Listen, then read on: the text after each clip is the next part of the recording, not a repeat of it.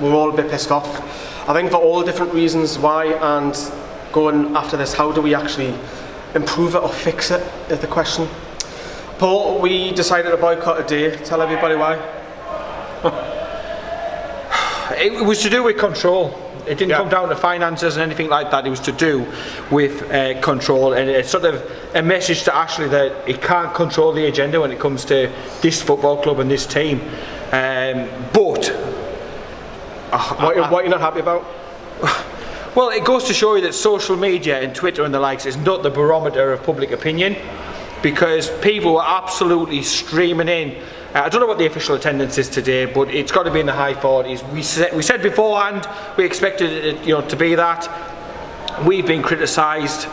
Personally, it's gone up and above. Fans turning upon fans. Some of the stuff that's been said, accusations that have been slung, mud that's been hoyed left, right, and centre, and then 48,000, 47,000 have turned into the stadium today. Now, I'm not going to judge people. I'm not going to tell people what to do. That's not my job. I'm not here to represent the fan base or anything like that.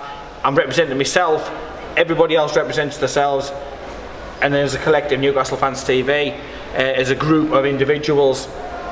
But like I say, some of the level of hate that we've got.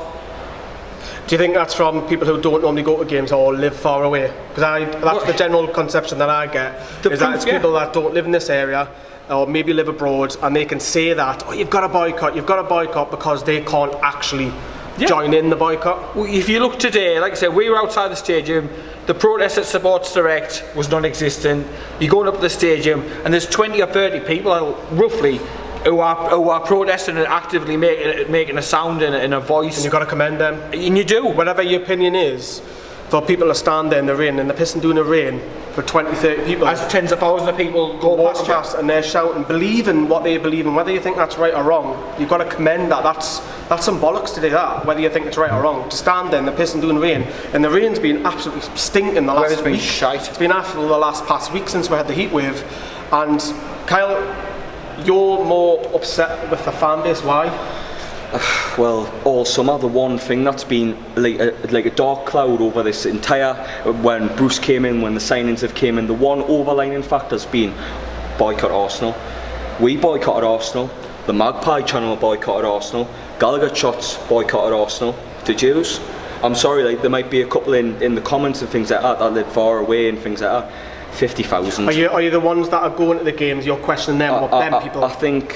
Not the ones that live abroad and stuff. I think personally, right, the problem is just, I think the threat of the boycott has been a success. Tell us why. What do you mean by that? Because the viewer will only see... The threat of the boycott has made a little bit of a change. I think it's made by Joel and I think it's made by Maximum, because the board have panicked. They bought these players because they think Lee Charnley spoke today. Exactly, Lee Charnley spoke today about it, saying they're going to do this and that to try and get the last few through the door.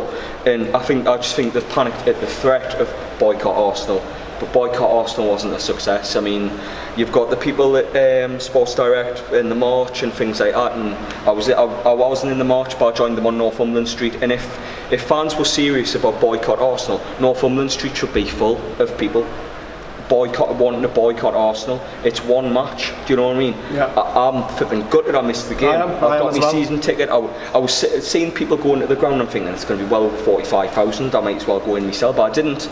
I've stuck my guns and I sat and watched it in the Shark Club, refused to. And there will be proof of that as well for those who may question that. I think the threat, as I say, the threat of boycott Arsenal was a success, boycott Arsenal was a failure.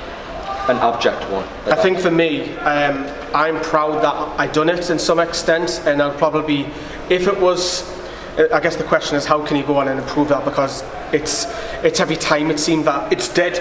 Honestly, why, Paul? Because honestly, is there too many groups?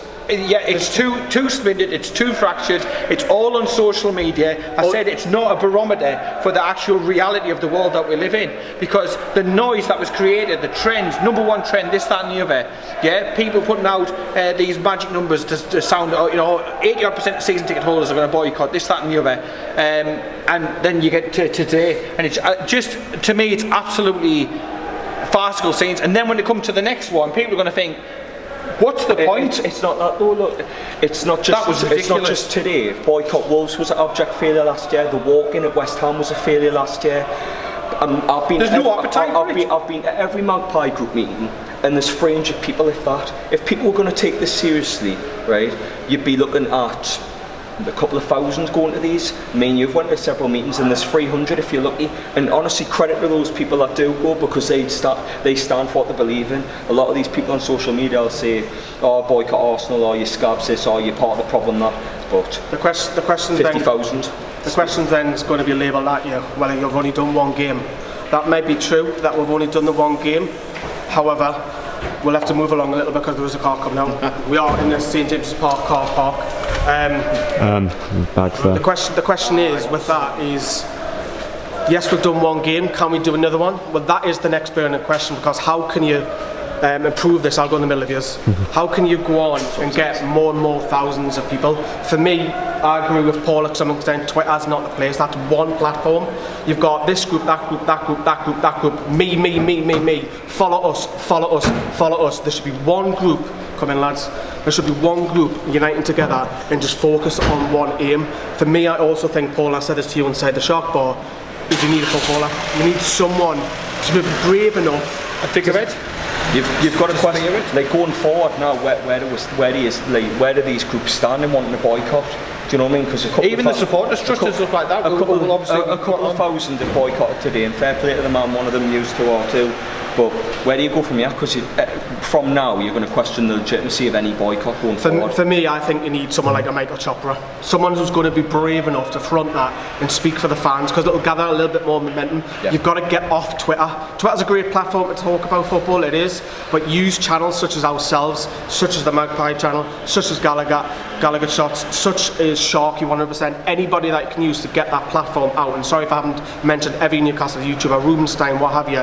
You know, the messages there, use Facebook, these big pages, use public figures, footballers, use Twitter. It needs to be not 7, 8 or 9 or 10 groups that have 5,000. Even like True Geordie and stuff like that, with the following that he's got and the weight behind that he can. You know, if you're calling yourself the True Geordie, I'm all for it, and he's done some fantastic stuff. To be fair, mate, he could be back. He could be literally, absolutely spearheading a campaign. It needs somebody at the front leading it and trying to join together all the fragmented approaches, because today it was pitiful, and people are looking on us. I've got messages from Sheffield United supporters, Sheff Wednesday supporters, Leeds supporters, just on about boycott what, and it's just an absolutely a laughing stock. For me, it does put it in the question. I know the weather didn't help. Look, I think if it was sunny, I think you would have got a lot more. I think that's a fact. Probably be an extra 100 or 2.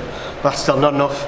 I think you've got to now, you either got to kill it off. I know you probably want a boycott and you want to try and do something. I appreciate that. But you can't get this. You can't get this again out in 5 games' time. You cannot. We've stepped out of our comfort zone. We didn't want to do this. We did not really, but we thought. It's been the hardest decision. It is, you know, it is. I love the tune, humming away, as is how long I spend on the tune and whatever, Twitter, Instagram, what have you. And to pull that away, I'm actually proud that I've done it. And I would do it again, but it needs more than just this today. That's not enough for me. If this was again in 5 games' time, I'm out. It needs more. It needs someone to step up. And none of this 7, 8 or 9 groups, one group to figurehead it. True Geordie said it best, in my opinion. Actions speak louder than words. And we tried. Although we don't do it all the time, we give it a shot. I agree, Kyle. I think to fail out there. Paul?